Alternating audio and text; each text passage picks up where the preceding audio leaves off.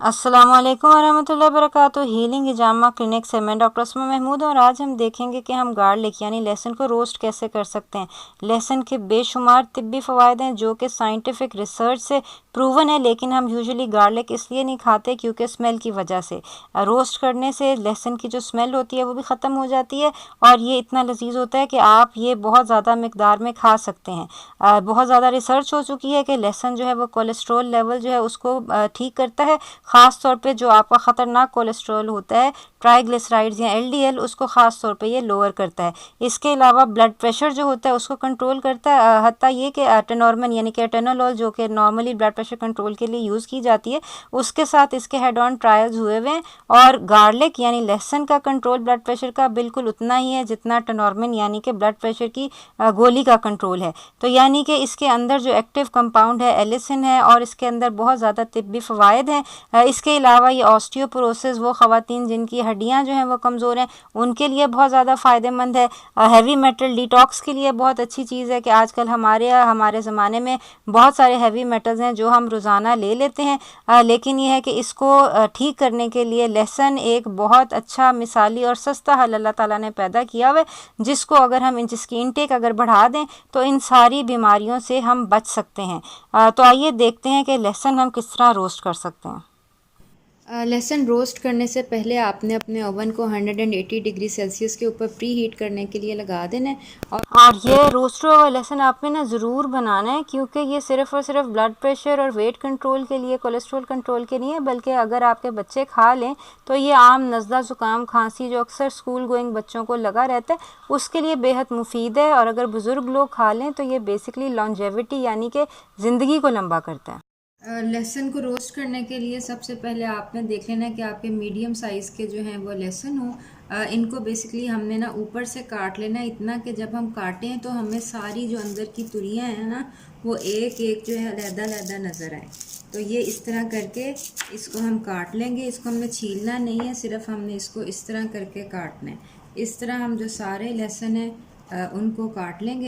अगर कोई बड़ा छिलका हो तो उसको आप उतार सकते हैं, लेकिन आपने इसको छीलना नहीं है। इससे पहले हम लहसुन से पिकल यानी अचार बना चुके हैं। कोई भी एज्ड गार्लिक जो है ना उसके बेनिफिट्स ज़्यादा इन्हांस हो जाते हैं। ये हमने बेसिकली अपने सारे लहसुन जो है उनको ऊपर से काट लिया है। और अब हम अपनी जो है इसके अंदर बेकिंग जो डिश है इसके अंदर हमने सिलिकॉन मैट जो है वो बिछाया है। अगर आपने जो है कोई पार्चमेंट पेपर रखना है तो आप पार्चमेंट पेपर रख सकते हैं। इस तरह हम बेसिकली लहसुन जो है अपने सारी जो तुरियां हैं वो अपनी शीट के ऊपर जो है वो रख लेंगे।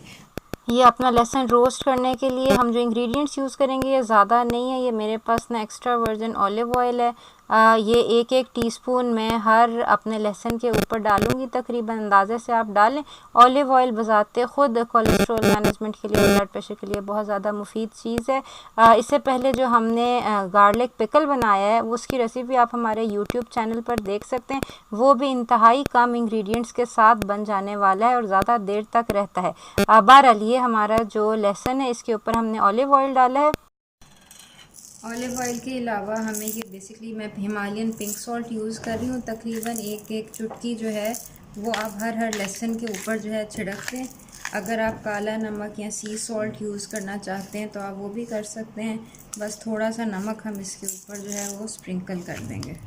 और इसके साथ ही हमारे पास काली मिर्च है, तकरीबन एक चुटकी काली मिर्च भी जो है हम अपने सारे लहसुन के ऊपर जो है वो स्प्रिंकल कर देंगे। अब बेसिकली हम इसको ओवन के अंदर तकरीबन 40 से 45 मिनट या जब तक ये नरम हो जाए, ये भी इस वक्त सख्त है, नरम हो जाए लहसुन उस वक्त तक हम इसको बेक कर लेंगे। ये हमारे रोस्टेड गार्लिक जो है ये तैयार है। ये तकरीबन 20 से 25 मिनट लगे। और इसको देखने का तरीका ये है कि बेसिकली आप इसमें फ़ॉर्क डालेंगे तो ये ईज़िली जो है ना ये अंदर चला जाता है, यानी कोई रेजिस्टेंस नहीं है। ये देख सकते हैं कितने आराम से ये एक क्लोव बाहर निकल रहा है। ये बड़े ही मज़े के लगते हैं। और ये है कि जिन लोगों को लहसुन नहीं पसंद है वो भी अगर इस तरह से रोस्ट करेंगे तो ये है कि ये बहुत मज़े का होता है, बहुत जल्दी खाया जाता है। आप अपने किसी भी मील के साथ या इवन अपने कीटो ब्रेड के ऊपर लगा के ये खा सकते हैं।